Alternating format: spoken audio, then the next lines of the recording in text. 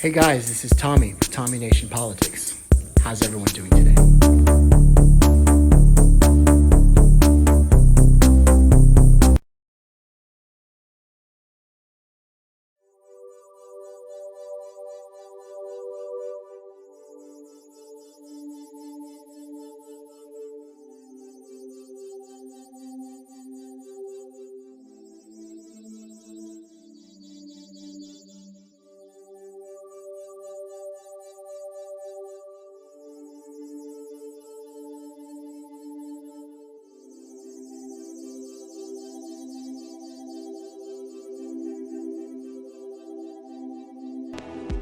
Hello and welcome to the program. I'm Daddy Nabugeda. Republican leaders adjourned the U.S. House of Representatives a day early on Thursday, as Democrats said they would carry on their protest demanding a vote on gun control.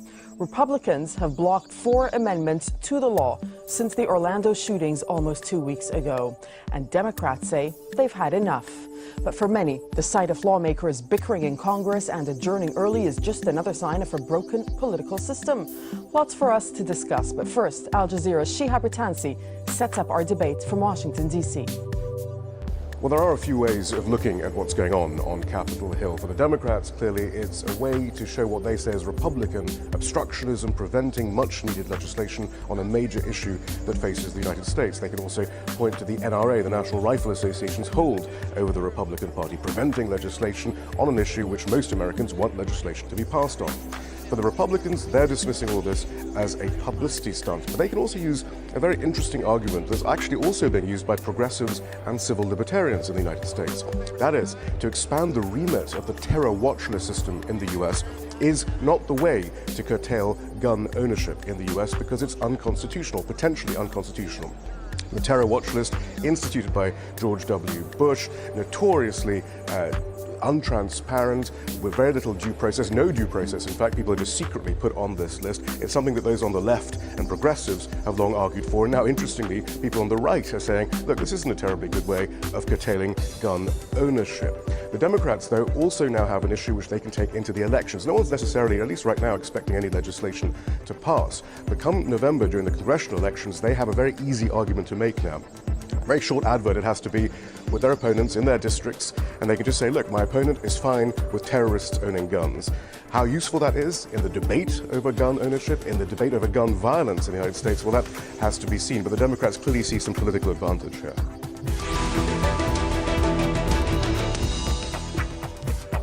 President Barack Obama's presidency has been marred by partisanship and bitter rhetoric since the start. During the 2008 election, Republicans compared him to Joseph Stalin and Adolf Hitler. Some even said Obama was a Kenyan-born Muslim out to destroy America. And then the Tea Party emerged in 2009, expressing the most right-wing and anti-establishment agenda in recent history. The Democratic Party has also shifted away from the center, as shown by the unexpected popularity of candidate Bernie Sanders, who's a self-proclaimed socialist. A recent poll by the Pew Research Center suggests a record-wide ideological gap between Democrats and Republicans. And it says Obama's administration has seen the most extreme partisan reaction to government in the past 25 years.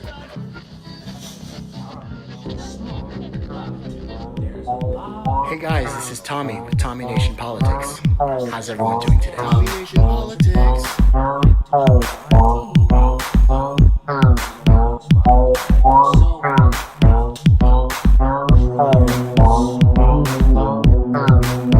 Dr. Fauci, we don't know whether the pandemic started in a lab in Wuhan or evolved naturally, but we should want to know. 3 million people have died from this pandemic, and that should cause us to explore all possibilities. Instead, government authorities, self-interested in continuing gain-of-function research, say there's nothing to see here. Gain-of-function research involves creation of pathogens that are more transmissible or deadly than naturally occurring strains. While this kind of research can have important public health benefits, it can also pose serious risks regarding biosafety and biosecurity. In 2014, the US government called for a deliberative process to determine what policy regarding the funding and conduct of gain-of-function research should be. In In the meantime, they imposed a pause on gain-of-function research involving influenza, SARS and MERS viruses, and commissioned a risk-benefit assessment of this kind of research. Gain-of-function research, as you know, is juicing up naturally occurring animal viruses to infect humans.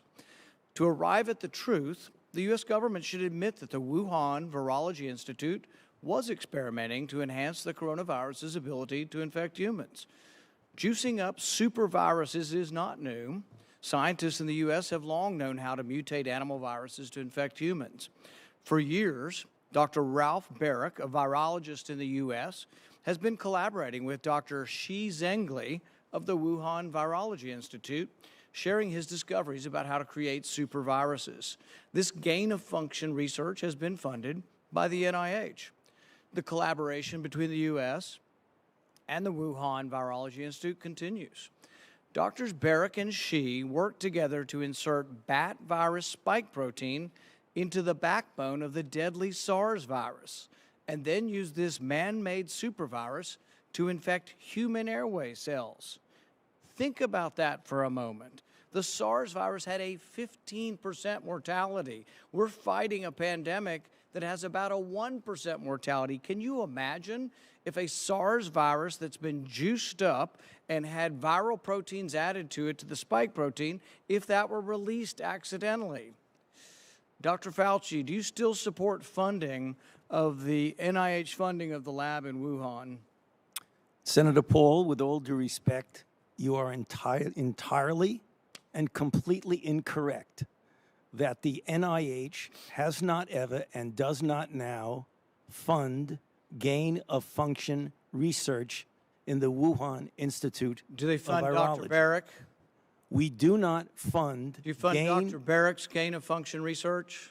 Dr. Barrett does not doing gain-of-function research, and if it is, it's according to the guidelines, and it is being conducted in North Carolina, not You don't think in inserting China. a bat virus spike protein that he got from the Wuhan Institute into the SARS virus is gain-of-function? That is You would be not- in the minority because at least 200 scientists have signed a statement from the Cambridge Working Group saying that it is gain-of-function. Well, it is not. And if you look at the grant and you look at the progress reports, it is not gain of function, despite the fact that people tweet that, So they do write you still about it. support sending money to the Wuhan Virology Institute? We do not send money now to the Wuhan Do you Virology support Institute. sending money? We did, under your tutelage. We were sending it through EcoHealth. It was a sub-agency and a sub-grant. Do you support that the money from NIH that was going to the Wuhan Institute? Let me explain to you why that was done. The SARS-CoV-1 originated in bats in China. It would have been irresponsible of us if we did not investigate the bat viruses and the serology to see who might have been infected. Or If you look perhaps at it would- scientific information as it accumulates, what is going on in January and February, what you know as a fact, as data, guides what you tell people and your policies.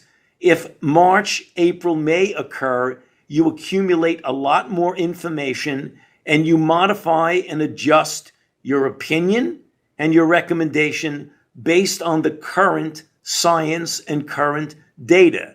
So, of course, if we knew back then that a substantial amount of transmission was asymptomatic people, if we knew then that the data show that masks outside of a hospital setting are actually do work when we didn't know it then. Okay, so if what Fauci just said is true, Right. that actually seems quite reasonable. You go with the best information you have at the time you have it. As you accumulate more information, that might change your idea of what the best practice is going forward, and then you honestly communicate that new information to the public. That seems reasonable, right? Sure, but that is a very big if. That is a huge if. Let's find out if that was true. Let's go to a trusted source, Dr. Anthony Fauci. What about a month or so, or 2 or 3 ago, when people were saying, you don't really need to wear a mask? Well, the reason for that is that we were concerned, the public health community, and many people were saying this, were concerned that it was at a time when personal protective equipment, including the N95 masks and the surgical masks were in very short supply. And we wanted to make sure that the people, namely the healthcare workers, who were brave enough to put themselves in harm's way to take care of people who were infected with the coronavirus and the danger of them getting infected, we did not want them to be without the equipment that they needed. Okay, those two clips back to back, in my opinion, is all you need to know about the integrity of Anthony Fauci, because while he is making the rounds on television shows, and except for when he had to reschedule on us, I should add, while he's making the rounds, he is also like this sanctimonious posturing, we're doing what we can, blah, blah, blah, blah, blah. He said two different things here. One, both of those things cannot be true. And that's, to me, the crux of all of the issues that all of the hot water that he's in right now. Those two things from those two clips can't be true. And so while the media likes to, just absolutely lavish him in praise and say the integrity of Anthony Fauci, all you need to know is in those two clips. And you could even maybe make an argument. I wouldn't necessarily agree with it, but you could make some type of utilitarian argument that there are moments when public health officials, can't be completely honest to avoid a panic or something else with or from the public. Let's say that you can acknowledge. Let's say that there are possible scenarios where that's the case. Let's even say, just for the sake of argument, that this was a situation where he really didn't want to run on masks, and so he had to lie, he had to mislead the public about whether or not masks were useful to them so that healthcare workers could have them. All right, let's say that's true. He publicly said that he misled the public a year ago. Right. Yet now, in the wake of his emails coming out, he's pretending as if we don't remember that. Yeah. We don't have video of him saying that at the time. And now he's saying, as he said in that first clip, well, we didn't have all the information. Yeah. We didn't know about asymptomatic transmission. We didn't know that masks work outside the hospital setting as well as inside the hospital setting because we didn't have the data. And look, I'm not a virologist. I'm not a scientist. What on earth is magical about the walls of a hospital that would render a mask effective inside those walls, but the walls of a Walmart suddenly render a mask ineffective? Ryan, I am a virologist. Oh, okay, good. But what he said in that original email to Sylvia Burwell, which we talked about yesterday, was that the virus, the droplets are too small, that they are able to pass through a mask. And that's in his original email. And I don't know if he would change that today. And I think I agree completely with you. The point of all of this is that how can you expect to have any trust in your public officials when the public face of the federal government's coronavirus response said, first of all, that he made this noble lie, and then came back and is now actually trying to undermine his own, it's like a noble lie about the noble lie. It's so outrageous. And I agree with you that if he had just been consistent and said, listen, we lied because we thought it was in the public's best interest, I think that would still be outrageous, but it would be consistent and it wouldn't continue to chip away at public trust in institutions in the way that he's doing right now, which I don't think he understands the ramifications of at all. Right. Own your noble lie. Yeah. Like if it's noble, own the nobility of it. Instead, the new lie is totally ignoble. Mm-hmm. And so Jen Psaki was asked whether this ignobility has affected his standing at the White House. Here's what Jen Psaki had to say. Has anyone from your team briefed the president on what was in those FOIA Fauci emails? I'm not aware of him being briefed on the publicly reported emails. And then, given that there were some things that Fauci said privately that contrasted with what he said publicly, whether it was masks or whether or not someone who had the virus, had immunity or, other questions as well. I mean, does he still have confidence in his NIH director? Does this change anything at all? No, the president and the administration feel that Dr. Fauci has played an incredible role in getting the pandemic under control, being a voice to the public throughout the course of this pandemic. And again, I would reiterate, a lot of these emails are from 17 months ago or more, certainly predating this administration, but some time ago. So what you heard there was a frequent member of Team Rising, that was the voice of Philip Wegman, who I think asked a really good question. And given what we just discussed, that 1 and 2, those two clips back to back, in addition to other things that Dr. Fauci has said and what we know from his email with Sylvia Burwell, do you think, Ryan, that it's time for the White House to just permanently sort of like stuff Fauci in a closet and like get him to stop speaking in public because he just keeps getting them deeper and deeper into a hole?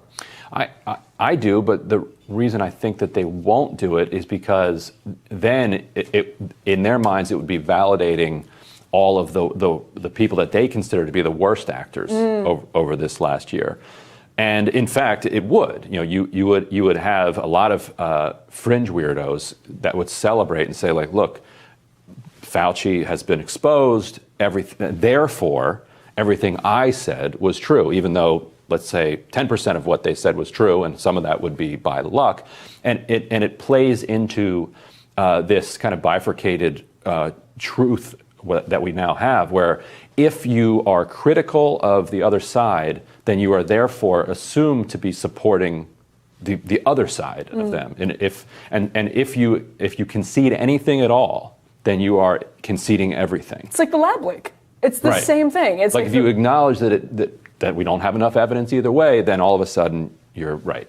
Right. And if you're right, that is so true. And it's a great example of how the politicization of everything is making us less efficient and less, on top of all of this stuff as a country. I guess from the White House's perspective, the public response that Fauci continues to give has been bad. But what worries me is sort of like the private things that he's actually in control of, that he's the levers that he is actually in control of in government, that, we don't even know what decisions are being made behind the scenes right now. And I just think his clear, character lapses over the course of the last year, which are coming into clearer focus every day, make me a little bit nervous about that. And Fauci in 2012, and we talked about this yesterday on the show, in 2012 he wrote a paper saying that the public health community needs to acknowledge the legitimate criticisms from the public and from skeptics of their research, that gain of function research, that where you make a virus more dangerous and more infectious so that you can study it and come up with defenses against it, that there's some conceivable risk that could leak out and cause a pandemic. And he said we need to take seriously the fact that we have conflicts of interest when we're making our arguments, because we are the ones that are doing this research. And so, therefore, obviously, we're more sympathetic to it than the public might be. That was what Fauci said quite soberly in 2012.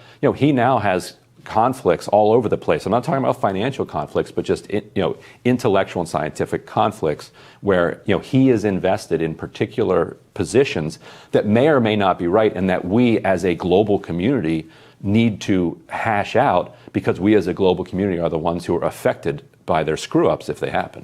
And it's always easy for people to sit back and sort of Monday morning quarterback the response to something as incredibly difficult as a pandemic. I mean, nobody is saying these decisions were easy, but we're now more than a year into this thing. And Anthony Fauci, I think, continues to make the situation worse. I think he continues to be worse in his response, at least publicly, from what we can see as the face of the federal government's response. I don't think it's getting any better. And I think, we've all had time to sort of reflect. And at this point, I don't understand why we're now telling noble lies about the noble lies. Speaking of the federal government's response, former CDC Director Robert Redfield says he received death threats after embracing the lab leak theory. And while we still don't know the origin of the coronavirus, NIH Director Dr. Francis Collins, he says it's time to move on. We all agree that it's very important to put COVID behind us. You and I have talked about vaccines, we've talked about research, but now more and more, I think it's really important that we drill down, because we don't want this to happen again. And we have seen other viruses that came from lab leaks. I think that is also something that wasn't widely discussed at the beginning of this. So I think there are a lot of questions about the relationships and why we weren't asking tougher questions early on from our medical professionals. I agree we need to get to the bottom of this, but gosh, you and I just spent a whole bunch of minutes here talking about some issue that we need to get an answer to, and meanwhile people are still dying from COVID-19, and we didn't even talk about the ways to get to an end to this with vaccines. So please, could we have a bit more of the focus on how we're going to save lives while we're talking about how this all started? We need both of those, don't we? That is an outrageous display of arrogance, in my opinion, from Francis Collins, because we were just talking about this yesterday, Ryan. We didn't earn, a 2-year break from potential pandemics. We didn't even earn a 2-month break from potential pandemics. We have no idea what could be coming out next. And the point is drilling down into our relationships with China, what we're funding in general, period, and how these things start is a huge step towards mitigating the risks for the future. So Francis Collins' suggestion that this is something that can be sort of hashed out later and is not immediately important to mitigating the pandemic right now is ridiculous and actually kind of frightening. And when people say, can we talk about both things? What they actually mean is, can we only talk about this one thing? Mm-hmm. They don't. Okay, fine, let's talk about both things. And so in this segment, we are talking about this one thing. There is an enormous amount of coverage on treatment and on the vaccines. And fine, we should absolutely acknowledge the vaccines have worked miraculously to push down the numbers where countries have been able to vaccinate a significant amount of their population. You look at states that are 50, 60, 70% vaccinated, you're seeing cases plummet. That's terrific. That's wonderful. And we should talk about that. We do talk about that. We've talked about the research that has led up to these vaccines, which is taking a pandemic that in 1919, it was lasting well into 1920, killing more than 20 million people at a time when the global population was a fraction of what it is now. So great, we can talk about all that. That's not an excuse to say, does it really matter how it started? Do we really need to probe so deeply into whether it came from a leak in a lab? And all we're saying, and all we're saying journalists ought to be doing is asking questions until we have either arrived at an answer or we have turned over every rock looking for every potential answer. There's research that went on in North Carolina, as Fauci talked about in his emails. We should be looking at that. If there are any other leads, those should be explored. But the idea that we just shouldn't talk about it at all because we ought to be talking about both things just doesn't square. No, and another good example is Fauci has always, I think, struggled, and a lot of people in our federal government have struggled to talk about the World Health Organization and to talk about China because these are difficult, because the United States is sort of inextricably intertwined with some of these really nefarious organizations and the Chinese Communist Party in uncomfortable ways. And so I just think if anything, I would call the need to understand the origin of this pandemic urgent, let alone like Francis Collins sort of like sighing theatrically in exhaustion. So that's a disappointing clip, to say the least. Right, exactly. And in 2012, as we were talking about, Fauci had endorsed a pause on this type of research while we could figure out the safety of it and do the cost-benefit analysis. It doesn't seem that it should be off the table to discuss the kind of thing that Fauci himself was talking about back then.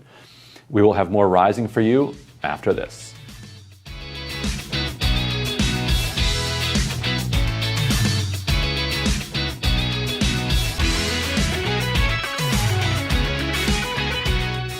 In China, responsible to send it to the Chinese government that we may not be able to trust with this knowledge and with this incredibly dangerous viruses. Government scientists like yourself who favor gain-of-function research. I don't favor gain-of-function research in China. You are saying things that are not correct. Government defenders of gain-of-function, such as yourself, say that COVID-19 mutations were random and not designed by man. But interestingly, the technique that Dr. Barrick developed forces mutations by serial passage through cell culture that the mutations appear to be natural. In fact, Dr. Barrick named the technique the no-see-em technique because the mutations appear naturally. Nicholas Baker in the New York Magazine said nobody would know if the virus had been fabricated in a laboratory or grown in nature. Government authorities in the U.S., including yourself, unequivocally deny that COVID-19 could have escaped a lab. But even Dr. Shi in Wuhan wasn't so sure. According to Nicholas Baker, Dr. Shi wondered, could this new virus have come from her own laboratory? She checked her records frantically and found no matches. That really took a load off my mind, she said. I had not slept for days. The director of the gain of function research in Wuhan couldn't sleep because she was terrified that it might be in her lab.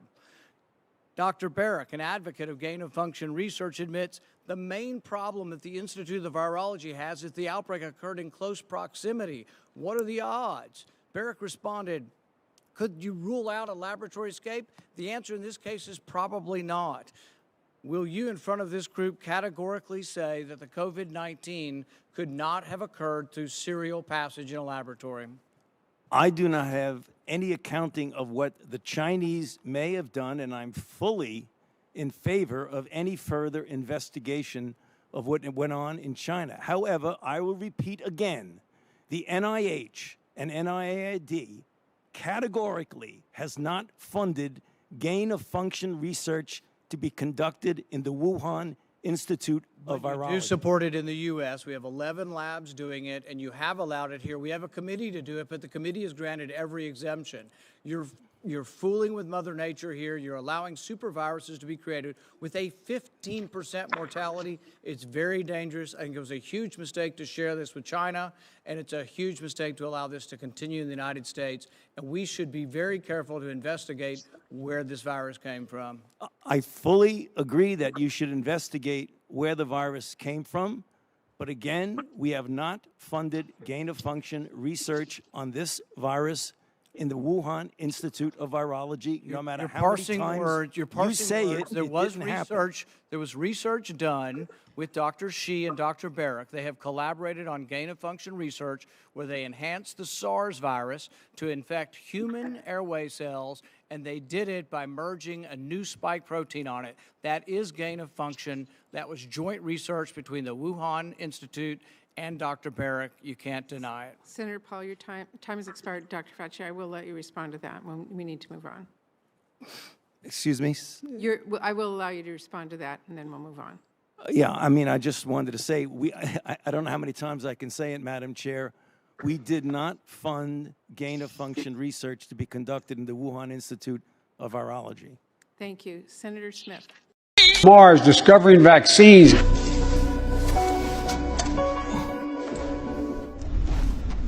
Yes! Yes!